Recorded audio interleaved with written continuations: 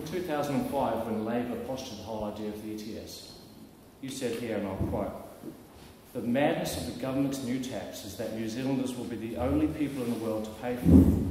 It will drive up the cost of living, which it has, and undermine the competitiveness of New Zealand business for negligible environmental gain."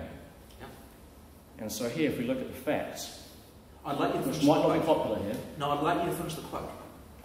Oh, that is the quote. No, well, you missed off a very essential part. Oh, did I miss off the essential part that you then continue to say that New Zealand greenhouse gas emissions make up only 0.4% of the total global total? No, the key bit that you missed, because I know exactly the speech, was a speech in which I said National would not have a carbon tax. And the key bit you're missing off... This is National, so they wouldn't put up GST, like that, sure. No, but the key bit you're missing from that speech is when I said National would not implement a carbon tax, that National would implement an emissions trading scheme. Difference being a serpentine term? There's no difference between the two. No, there's no difference between the two.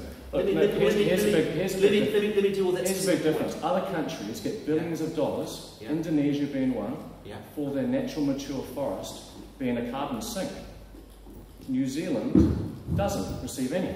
The world should be paying us. Instead, we're the only country in the world paying for this scheme. Right. And you flip-flopped according to the globalist agenda as soon as National got into power. You went from one side of the bench to the other, and then you said climate change, all this stuff. Let me go over the facts here, they might not be too popular. Right, let me take through 390 parts per million. There was 7,000 parts per million of CO2 in the Cambrian period. Look, you've asked a number of questions, and I think it's a number of facts. Excuse me, can we let the Minister please respond to your question? Let's go firstly through the question.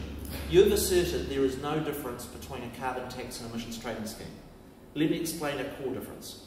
There's no philosophical difference. Well, no, there's a really important difference. A carbon tax has the government making money. Because what it does, it imposes a tax on carbon, and that means all of you have to pay, and the government gets the dosh.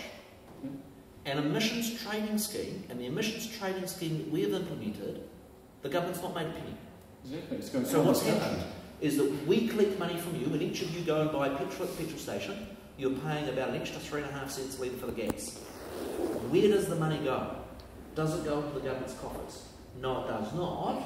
Every dollar of that is going to pay somebody to plant a tree.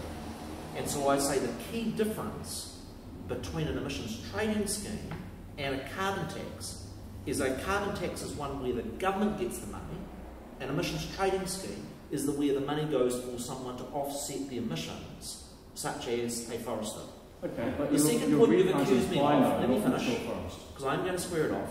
The second point you've accused me of is going back on our word at 2008.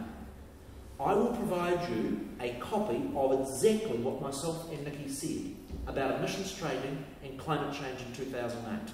We said we would amend the emissions trading scheme on the books, that we would soften its impact, that we would provide greater assistance for our trade-exposed industries, and that we would implement it in 2010. You did soften it, but you made it incremental anyway. But no, you've said we went back on our word. We did exactly what our 2008 election policy said we would do on climate change. No. Well, can you please... You are serpentine, so I mean... can you tell me a simple thing? Cut out free speech, I mean, that's what law firms talk for. But he is. I've got them on paper. I've got them on record. It's not interpretation. It's not interpretation. We're paying millions. Okay, sorry, sir, but we're paying millions of dollars because of this guy's fault. Okay? Why don't you go and hire your own hall, and if people want to come, this is a community hall. Okay? And you're monopolising. I'm a citizen of New Zealand. Okay? And so am I. And my grandparents to listen. Let other people listen. So you guys can. My father should. Let me underline the premise, though, this whole whether you want to argue carbon tax or emission trading scheme. Let me underline the premise here. Okay? Oh, yeah, okay, no, sure. I've had enough of this garbage too. But does that mean I have to continue? No, I'm resilient. I don't run away from things I'm afraid of. I'm more than happy for the guy to have one more go, and then I'll respond and we'll move on to another question. You guys are... Let me just say this, and debunk this for me, please, okay? Sure. New Zealand contributes only 0.4% of the global CO2 man-made contribution. Correct. 95% of greenhouse gases is in fact water vapour. CO2 makes up less than 4% of total greenhouse gas. That's correct. Man makes up less than 4% of that 4%. Right. And New Zealand makes up 0.4% of that. No. Do you know that? No, that's a fact. That's a fact, sorry. No, and the warming in the last century was 0.7 degrees Celsius. So if you look at all the minute percentages, it comes to about 0.1% of 0.7 degrees Celsius is man-made, and New Zealand is 0.4% of that. And for that, average New Zealanders have to pay millions of dollars out of the public purse for some mythical, vague enemy you've defined as CO2.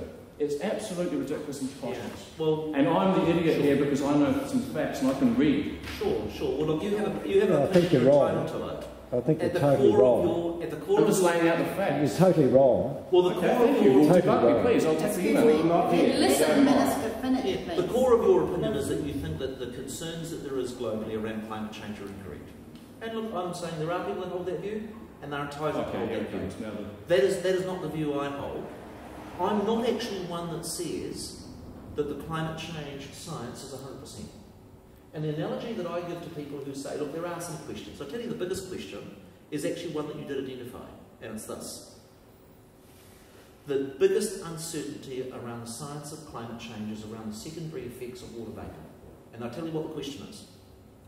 We know that as the globe warms, there's likely to be greater evaporation and more clouds.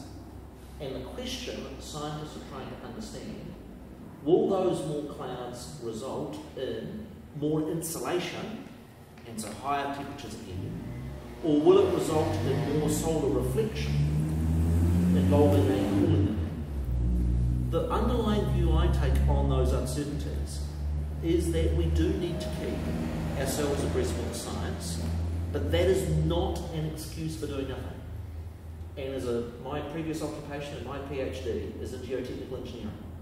And the analogy I give to people is this. If I said to you there's a landslide above your house, and there's a 90% chance it's going to bowl your house up. I'm not 100% sure, but I'm 90% sure.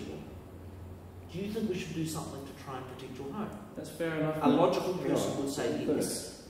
And exactly the same I take the view around the science of climate change. No, it's not 100%. We do need to keep investing in the research, but there is sufficient science for us to be concerned that we need to take steps to pull back on the amount of emissions we're making. Hey, and I'd like to move on to someone else. I'm all for the environment, okay? But it's not 90%. We don't need other people. Okay, sure. Go for it. Don't tell me what to do. We will bring things a bit closer to home, do something maybe for anyone personally instead of just pointing fingers to someone else.